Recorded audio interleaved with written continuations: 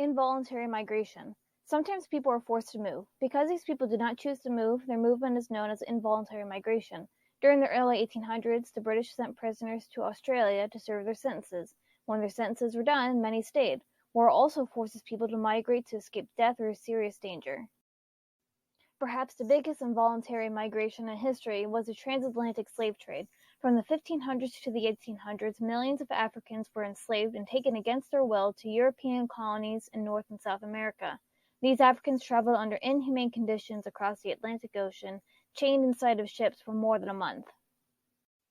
At first, their descendants in the United States lived mainly on the East Coast. As cotton farming spread west, many enslaved African Americans were forced to migrate again, this time to new plantations in the Mississippi Valley and Texas.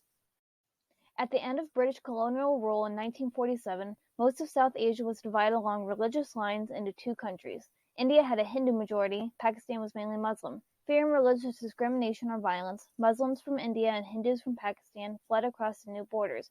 Many died when violence broke out during these massive migrations.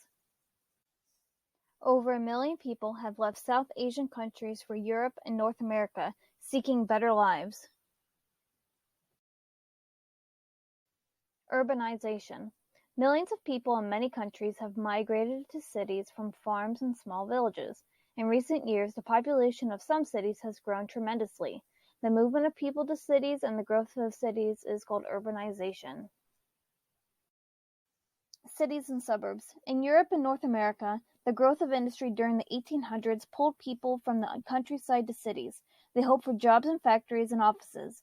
Since about 1950, urbanization has given way in Europe and North America to suburbanization, or the movement of people to growing suburbs. Suburbanization sometimes replaces valuable farmland with sprawling development. Because most people in suburbs rely on cars for transportation, suburban sprawl can increase pollution. However, people still move to suburbs to pursue the dream of home ownership. Take a look at the difference between the city and the suburb. Urbanization on other continents. The pros of living in an urban city are that there are more opportunities for jobs, modern houses, and good schools. The cons are that there are too many people moving there. There are not enough jobs, schools, housing, hospitals, and other needed services. There are also traffic jams and crowds.